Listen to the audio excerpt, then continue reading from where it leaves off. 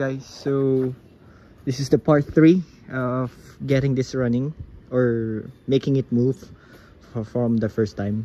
So ito, we're changing the clutch cable since ito toast na, right? Bulok na bulok. So we're gonna replace it. Galing to dun sa kinatay kong kotse. Ayan. So kasi yung clutch niya stuck talaga to. Ngayon ko lang na free up. Kailangan ko pa pwersahin. So yun, hopefully once we plug this in, okay. So let's go. Katawa lang, nabuo pa yung mga gamit niya. Dapat magawan ko ng ganito kay Stacy. Yan, ganda. That should like that, para hindi nagka-clunk yung clutch pedal niya. Okay, so it's all plugged in. Ayan, all plugged in, snug. So supposedly, dapat hindi na ito na-stuck ng nasa baba. Yun. Yan, sabihin natin. Let's try it. Let's try to fire it up. Oh, ang battery. Okay, so try natin kung gagalaw siya on its own power.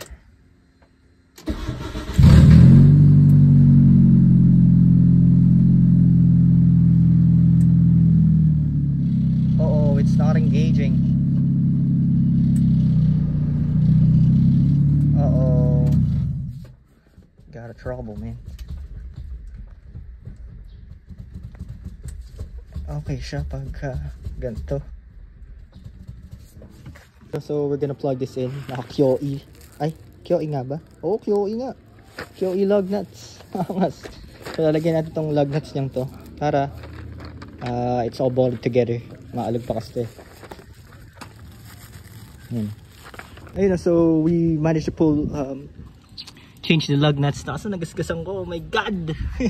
Laki kasi nung dating lug nuts eh. So ayan, so let's try to make this thing move, if it will move.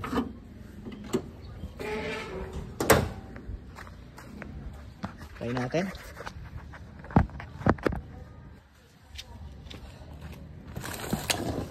Fingers crossed, sana hindi na tayo magbaba ng transmission.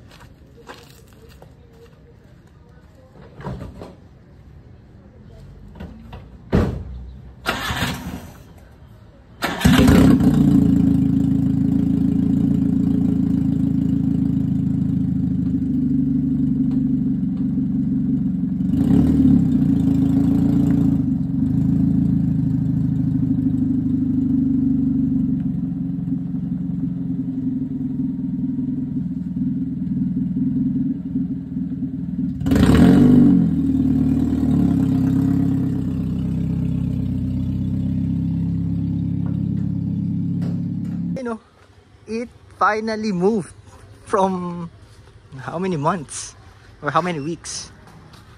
Medyo tumuwad na siya kasi yun nga, mabigat yung makina. Tapos parang may naninikit sa likod na preno eh. I don't know. So kailangan natin linisin to. Anyway, papalit naman tayo yung lug nuts. We can clean those drum brakes. Ayun. She's gone, man. Dang. She finally moves. Oops, meron tayong tagas. Gear oil.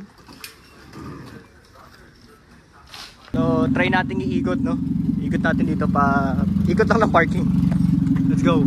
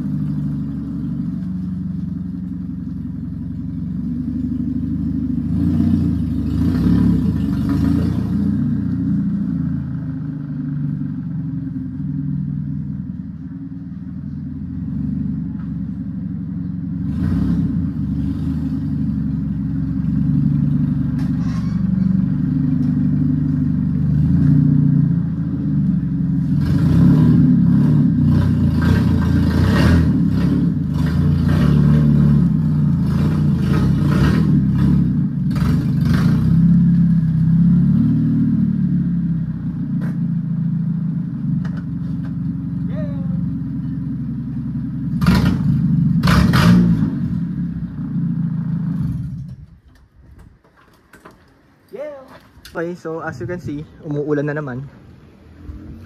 Pero the show must go on since this is just finagling na lang. Tighten na tayo ng ng exhaust manifold pati sa gitna para hindi na ganun tunog parang bangka. So we're gonna try it. Sana walang exhaust leak. Pero anywho, magpapa exhaust piping. Kaso we have a problem. May tulo siya dito sa kisame. Nababasa yung box, so that ain't good. So we managed to figure out things on the clutch system. Ayan, so baha, no? Basa din yung upuan.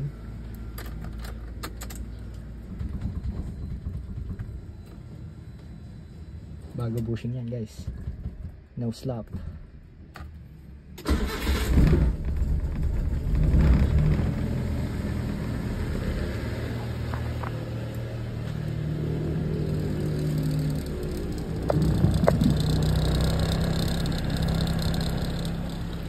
May kalabang yung lumalabas.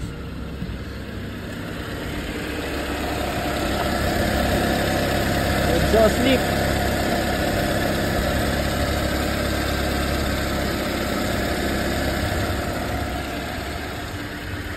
Okay, so we managed to finish all the exhaust sa unahan from mid pipe to down pipe. Nalagyan na natin ng RTV, the red RTV. Tsaka nalagyan natin ng bolts. Yun. Ngayon, try natin siya iikot. Kaso umuulan na naman.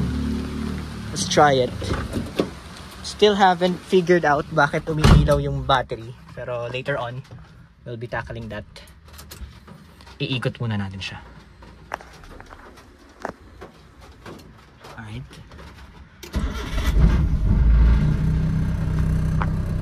Smells like shit here.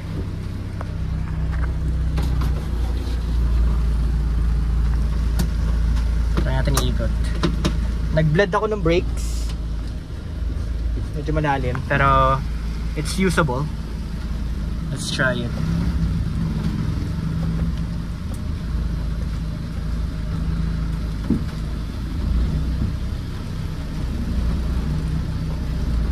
Dahan-dahan lang muna tayo.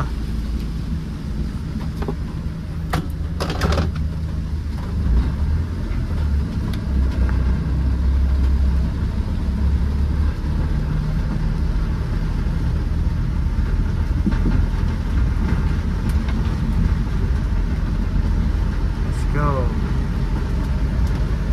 Oh! Ang daming dumi.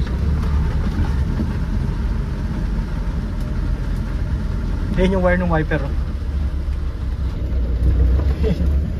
Yun yung ginawa ako kanina. Ghetto pa yung pagkakagawa, pero at least it's working.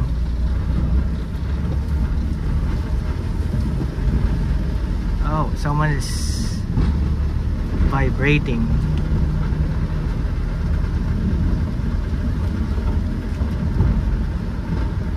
Ano yung nagkaklonk?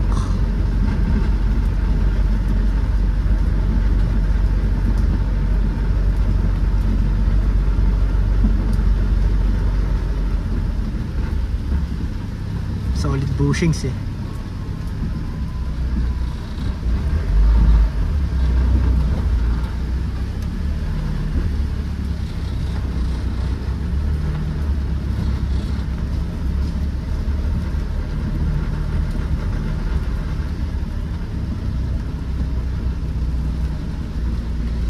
Wala tayong signal light. Oh my god.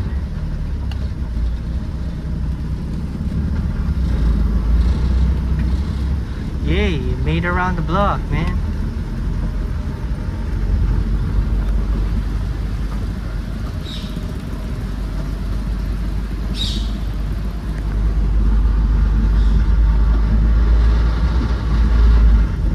Second gear. Looks like it's not stopping.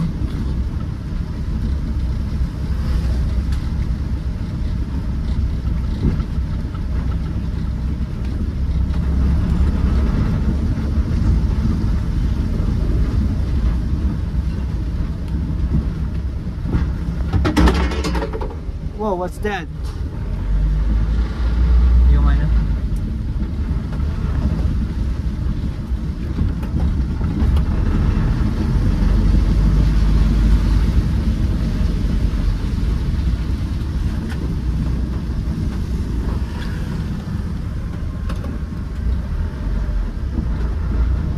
It's idling right. Nakasang tulo dito.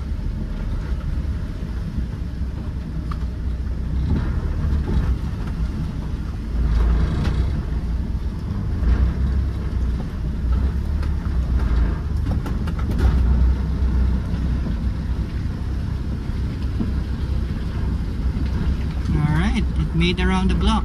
Tingnan natin kung makakapag-reverse.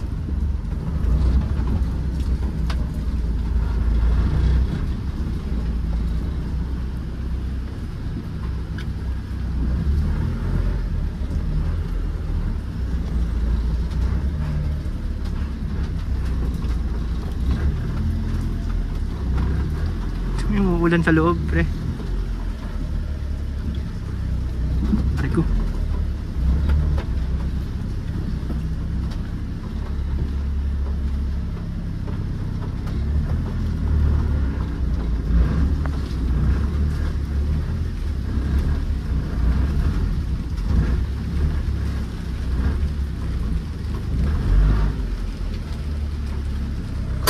Alright.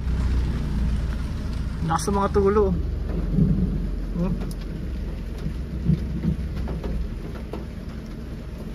Mutulo. Isang baso. Nakatakot pa sisira yung box natin.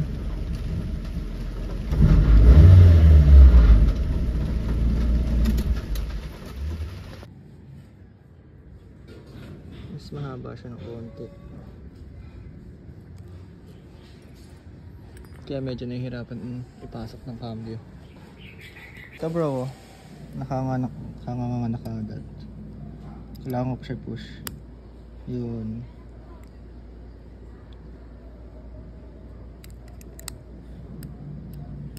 Baka bumigay later on. Lalo na matigas yung clutch na to. Guys, so it's another day. Testing natin kung gumagana yung RPM na to. So wiringan na natin. This is Exaloon. So ayun, mamajikin natin yun. So tanggalan natin. Tapos magbabahig tayo na to. Ay, basag-basag na rin pala. Let's go.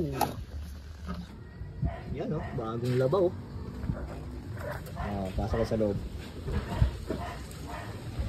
Nahanap din namin to kung saan nagsusuot to eh.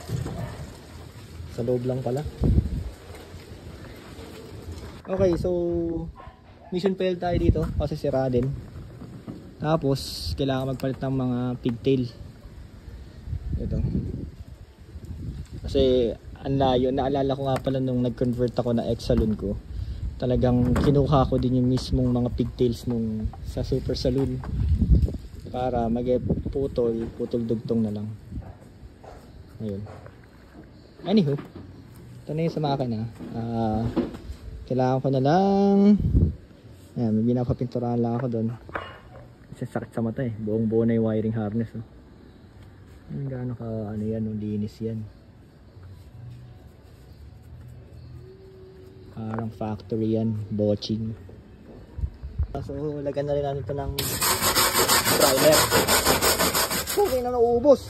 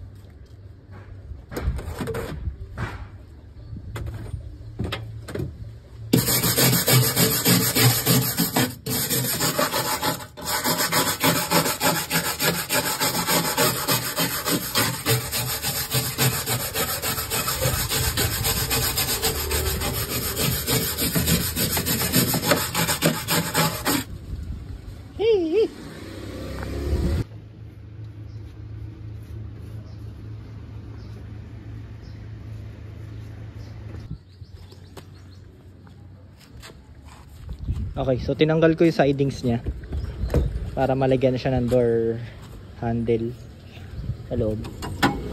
Laylay na pala to. Naka plastic strap na lang. Nabuo mo na. Yan. Pati to pre. Konti na lang.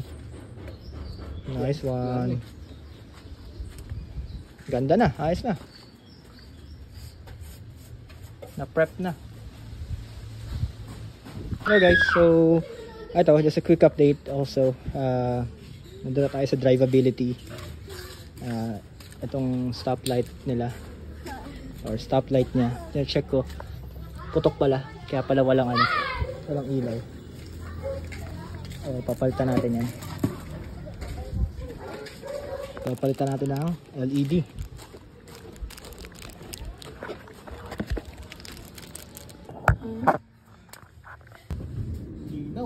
Ginaw oh. Ito kasi incandescent pa eh. Puta ba, busted din ah. Yan.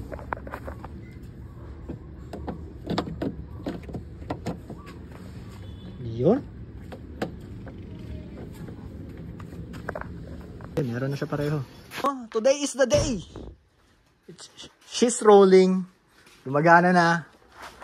Kapag-gasolinahan na lang natin to. Ayun oh. Nakapasok na rin. Nakalain mo yun. Nakapasok na siya. So later on, mag-shoot na tayo nito. Shoot na natin to ng rolling shot para all good in the hood na. Ang gagawin lang namin ngayon is i-mount maigi yung condenser. Dapat ito. Maganda sana kung kahapon pala. Naulan pre. Stand. So gagawin lang namin tong ng holder, tong dyan. Ayun. Ayun yung tin sheet. Let's go! So lilinyahan na natin siya. Ayan. Para ready for AC na say bossing. Ayan.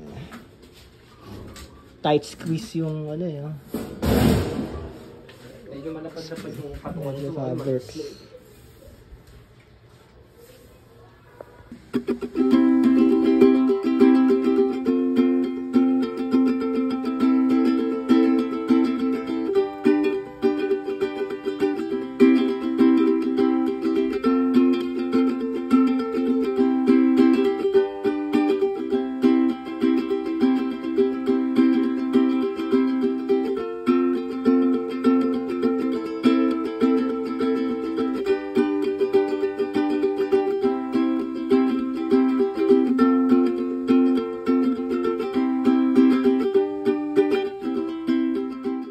Ayun na, so nakabit na natin.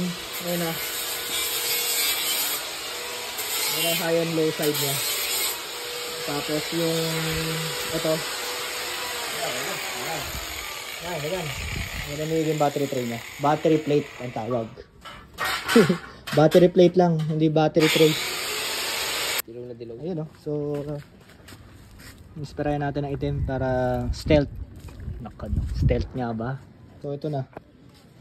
Yun na yung ghetto na natin. Battery plate. Yung welding na lang namin. Pero 2 spots lang naman yan. So, madali na siya tanggalin if ever. Kasi yung mismong tornilyo, bulok na. Hindi na namin matanggal. Tapos ito, tatanggalin namin yung blower motor kasi ang dumi nung loob eh. Para prep na talaga for for drivable use. Bulok na. Pakita natin yung tornilyo. Bulok na bulok ang tornilyo eh. Ito yung ilalim na bulok eh. Harness bago, yun oh. Ganda. Ayan. Ayun, no?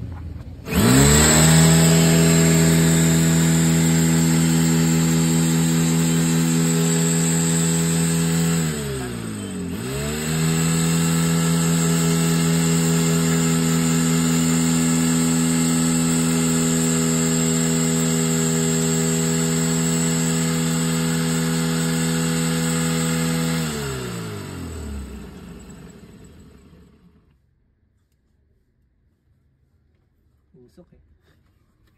Usok.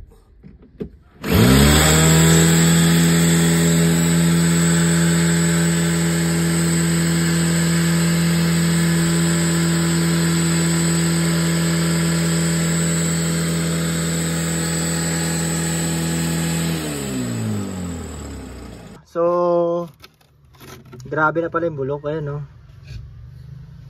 Hindi talaga mahipihit yan, boss. Aray ko. Problema pa kami. Ayun. Okay dun. Tapos tanggal na yan. Ayan, tanggal na natin, no? Yan, no? Diba pag spray dyan? Yan. Yan, hinalo ko. Wag muna kayo na. Maano saan yan. Aha! Ipisit kanton pa. Luto ah. Ayan, so pupunasan lang natin yan ng degreaser natin.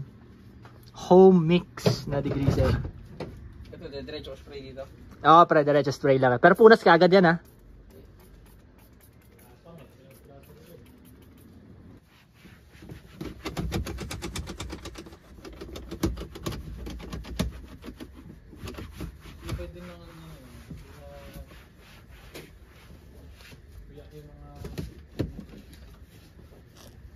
Hindi naman.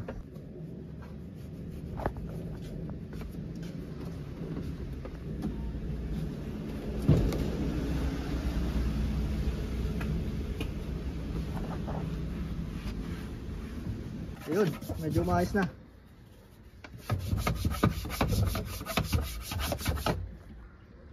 Kinukod-kod eh. Nilalaban eh. Dito mo muna. Parang nananakbo na talaga eh. Oh?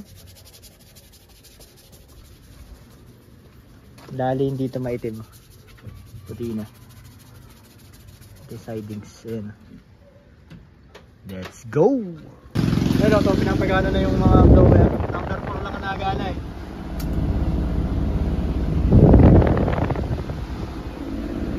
Kanina kasi parang may washing machine eh.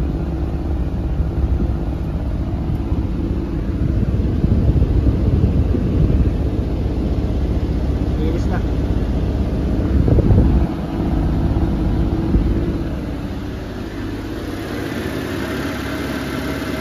Pinong-pino, boss. Ayun, so almost wrapped up. No, pare? Ayos, no? So pinifinishing touches na lang natin. Sayang, wala tayong signal light dito eh. Nakuha ng owner. Yun.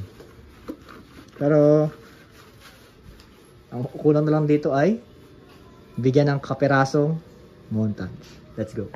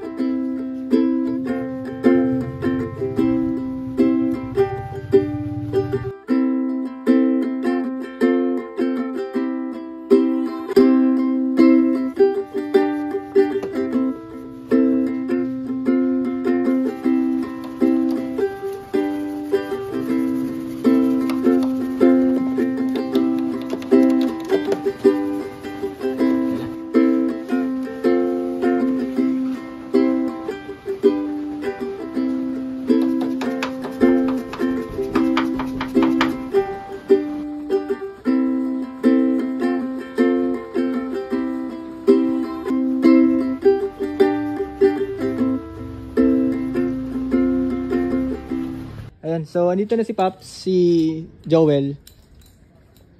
So ngayon kukunin na niya yung yung kotse.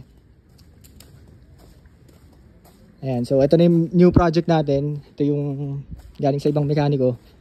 So yun yung kotse niya, all good na. It's just that the price is not what it be. Pero yun, since hindi naman we don't have any choice din naman, since hindi ako nakapag-update and all, dami din kasing ginagawa and hindi ako nakapag-chat sa kanya. Yun yung pinag-aano niya ngayon, pinagpuputok ng nagagalit siya kasi nagulat siya doon sa presyo. So yung rust repair nito and all, ayan, flooring, medyo marumi na lang kasi ang tagal na nang natambak yung auto dito. Ayan, buo na rin pala ano yan.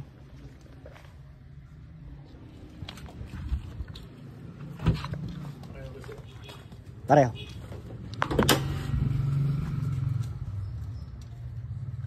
Pati clutch pedal ginawa natin and all. Core support buo. So let's give it na 65 na lahat kasama yung makina, sensors ko and all. Ayun. Ayun yung ano. Buo na. Dati dito nag-line up. Pero ngayon nag-line up na. Sa trunk, meron tayong konting minasahe.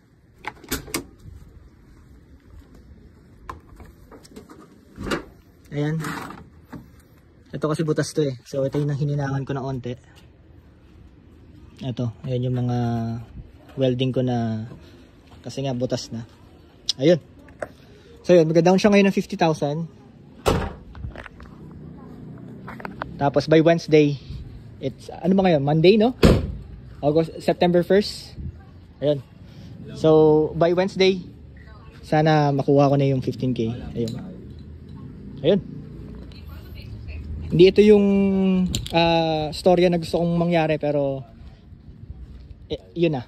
Yun na yung naipita tayo sa situation na to. Well, it's my fault din. Hindi ako nakapag-update, pero kasi ang daming ginagawa eh. And from the rust repair, given naman na grabing barn find to. Pero all good. Masaya ako dahil na ano natin, nabuhay natin back from the dead. Ayun. Hoping lang na mabayaran tayo. Ayun. Again, this is DC Works. Always maintain your car. Always love your car. See you in the next vlog, guys. Bye!